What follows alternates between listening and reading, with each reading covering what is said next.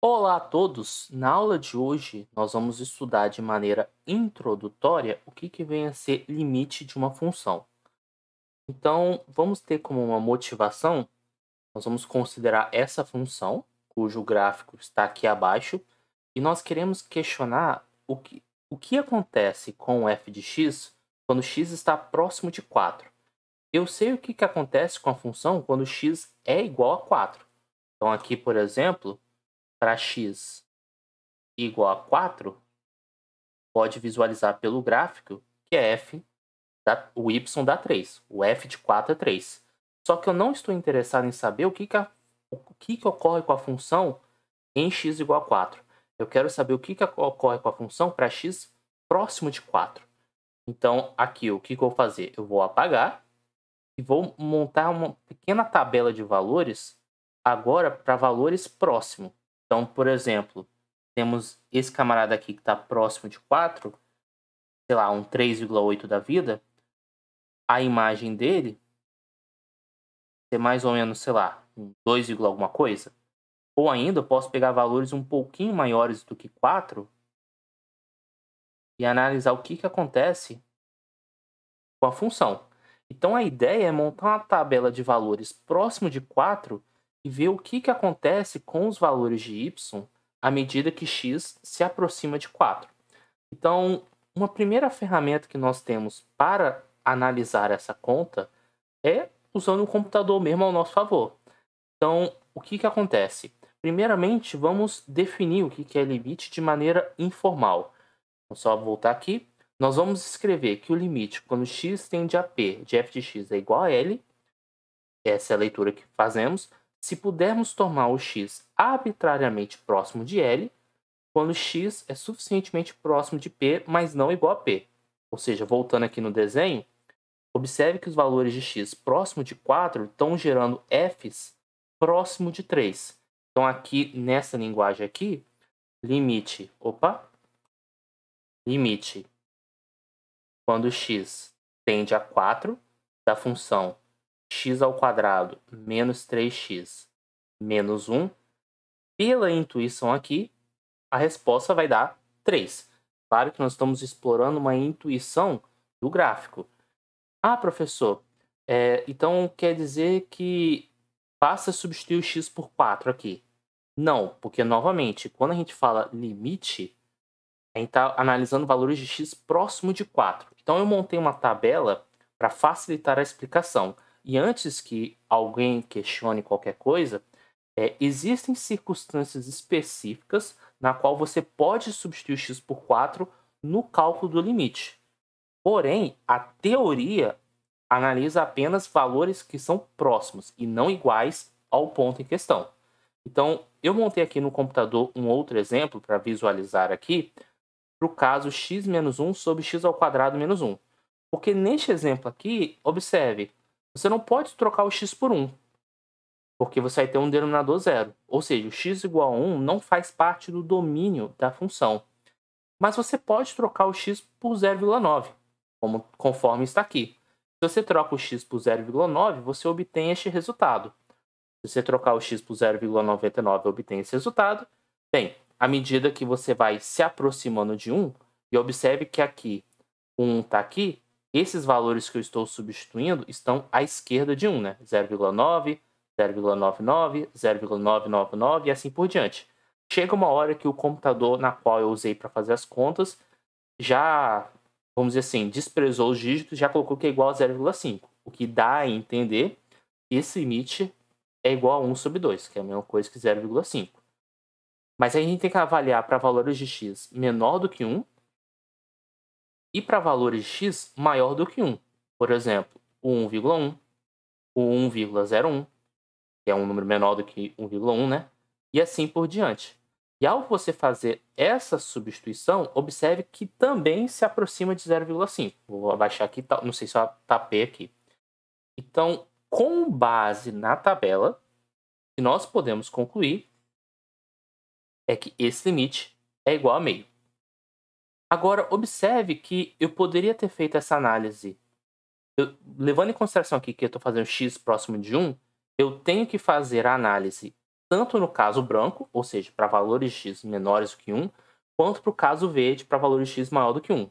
Mas se você quiser separar esse estudo em duas etapas diferentes, por exemplo, só estudar o caso branco ou só estudar o caso azul, nós podemos, que é o conceito de limite lateral. Então, o que vem a ser o limite lateral?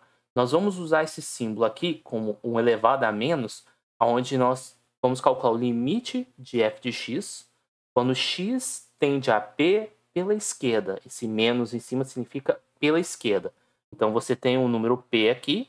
Você, ao montar a sua tabela, você está substituindo os valores de x que estão à esquerda de p. E aí, é a mesma ideia do limite, só que você só olha para os valores menores. Para o caso maior, você coloca o elevado a mais. Então, você tem o número p aqui. Você está analisando os casos, o x próximo de p, porém maior do que p. E aí, a leitura que nós fazemos é limite de f de x quando x tende a p pela direita, C igual a L. Às vezes é útil você quebrar o seu problema, que nem eu fiz ali no computador, em um caso pela esquerda, outro caso pela direita. E aí vamos fazer um exemplo numérico onde nós vamos explorar graficamente, pela nossa intuição, alguns limites. Fique tranquilo que o objetivo dessa aula ainda não é calcular limite propriamente dito. O que eu gostaria que vocês entendessem é como visualizar limite. Então, nós temos esse cenário aqui. Então, a primeira coisa que nós devemos fazer é esboçar o gráfico dessa função. Então, vamos esboçar o gráfico da função. Então, aqui nós temos o nosso plano cartesiano. E aí nós temos o seguinte cenário. Quando x é igual a zero, você vai ter um divisor de águas, né? Uma mudança de regra. Então, vamos substituir primeiro x igual a zero para identificar que função é essa. Se x é igual a zero, ele está nesse cenário, troca o x por zero, 2 vezes 0 dá 0, com mais 1, 1. Então, você tem aqui o x igual a 1. Vou marcar aqui. X igual a 1. Se x fosse igual a 0 aqui embaixo, você teria o x ao quadrado, 0 ao quadrado, que é 0. Então, nesse caso, você coloca uma bola aberta, só para sinalizar que esse ponto não faz parte do gráfico da função. Vamos olhar primeiro para o caso x negativo. E se você tivesse, por exemplo, o gráfico de uma função y igual a x ao quadrado, que desenho seria esse? Como a gente viu nas aulas anteriores, na verdade na aula passada, nós teríamos uma parábola com concavidade para cima. Então, para x negativo, nós vamos ter, deixa eu só melhorar o desenho da parábola, nós vamos ter o gráfico de uma parábola. Agora, para x positivo, nós teríamos o gráfico da função y igual a 2x mais 1. Que é conhecido, né? Porque é a equação da reta, é uma função afim. Eu já sei que para x igual a 0, y igual a 1. Agora, basta verificar o que acontece quando x é igual a 1, que nesse caso, x igual a 1 leva em y igual a 3. A gente marca o segundo ponto aqui. E agora nós vamos desenhar a reta que liga os dois pontos. Então, isso que está em branco é o gráfico da nossa função. Agora nós vamos calcular os limites. Então, vamos pensar um pouco. Para calcularmos o limite quando x tende a 0 pela esquerda da nossa função f de x, olhando pelo gráfico, o que eu tenho que fazer? Eu tenho que olhar os valores que estão próximos de 0, porém à esquerda de 0, olhar o x, calcular o f de x e olhar como é que o f de x se comporta à medida que x se aproxima de 0. E observe, eu testo esse valor de x aqui.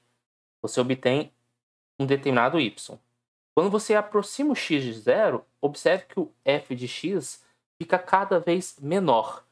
Graficamente falando, se você seguir pelo caminho do gráfico, isso aqui vai tendendo a 0. Ou seja, esse limite aqui é igual a 0. Agora, como é que a gente calcularia o limite à direita? Então, substituindo aqui, para calcularmos o limite da função à direita, o que eu tenho que fazer? Tem que aproximar de 0 à direita do 0. E pela intuição, observe que os y correspondentes, eles se aproximam de 1. Então, nesse caso, esse camarada vai dar igual a 1. É claro, pessoal, que eu não estou sendo rigoroso ainda, porque ainda não temos ferramentas práticas para calcularmos limites. Inclusive, o objetivo da próxima aula é justamente estudar essas ferramentas para, de forma prática, calcular limites. Então, eu espero que vocês tenham gostado dessa videoaula. Peço que curta. Se tiverem dúvidas, podem compartilhar no comentário. E qualquer coisa, estou à disposição. Até a próxima.